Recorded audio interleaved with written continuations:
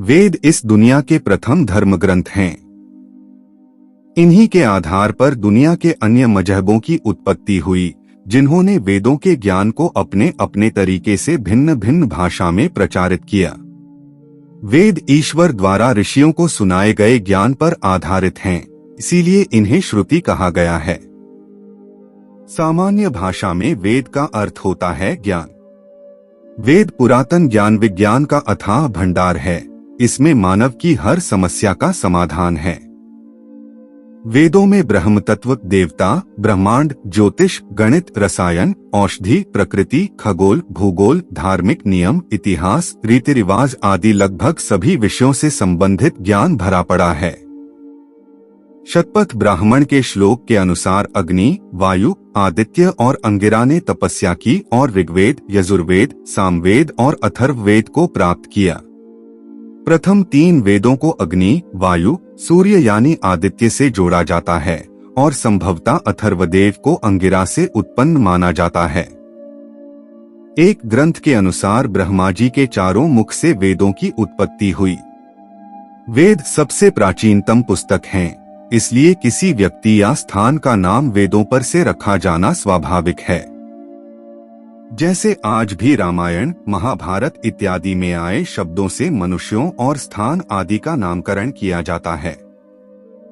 वेद मानव सभ्यता के लगभग सबसे पुराने लिखित दस्तावेज हैं।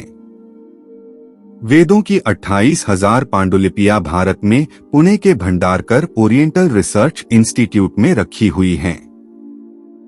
इनमें से ऋग्वेद की 30 पांडुलिपियां बहुत ही महत्वपूर्ण हैं, जिन्हें यूनेस्को ने विरासत सूची में शामिल किया है।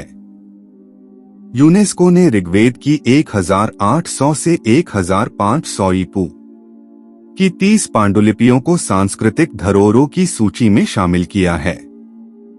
उल्लेखनीय है कि यूनेस्को की 158 सूची में भारत की महत्वपूर्ण पांडुलिपियों की सूची 38 है।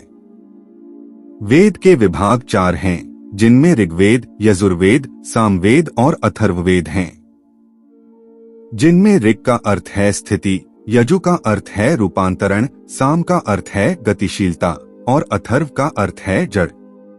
ऋग को धर्म, यजु को मोक्ष, साम को काम, अथर्व को अर्थ भी कहा जाता है।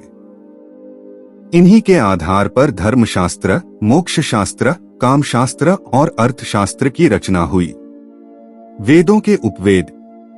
ऋग्वेद का उपवेद है आयुर्वेद, यजुर्वेद का उपवेद है धनुर्वेद, सामवेद का उपवेद है गंधर्ववेद और अथर्ववेद का उपवेद है स्थापत्यवेद। इस तरह ये चारों वेदों के उपवेद हैं। ऋग्वेद। ऋग यानी स्थिति और ज्ञान। ऋग्वेद सबसे पहला वेद है जो पद्यात्मक है। इसके 10 मंडल यानी अध्याय में 1028 सूक्त हैं, जिसमें 11,000 मंत्र हैं। इस वेद की 5 शाखाएं हैं: शाकल्प, वास्कल, अश्वलायन, शांखायन, मंडुकायन। इसमें भौगोलिक स्थिति और देवताओं के आवाहन के मंत्रों के साथ बहुत कुछ है।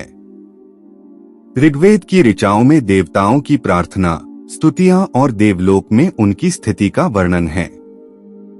इसमें जल चिकित्सा, वायु चिकित्सा, सौर चिकित्सा, मानस चिकित्सा और हवन द्वारा चिकित्सा आदि की भी जानकारी मिलती है। ऋग्वेद के 10वें मंडल में औषधि सूक्त यानी दवाओं का जिक्र मिलता है। इसमें औषधियों की संख्या 125 के लगभग बताई गई है, जो कि 107 स्थानों पर पाई जाती है। औषधि में सोम का विशेष वर्णन है। ऋग्वेद में च्यवन ऋषि को पुनः युवा करने की कथा भी मिलती है। यजुर्वेद।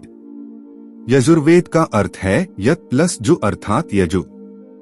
यत का अर्थ होता है गतिशील तथा जु का अर्थ होता है आकाश। इसके अलावा इसका अर्थ होता है कर्म, यानी कि श्रेष्ठतम कर्म की प्रेरणा।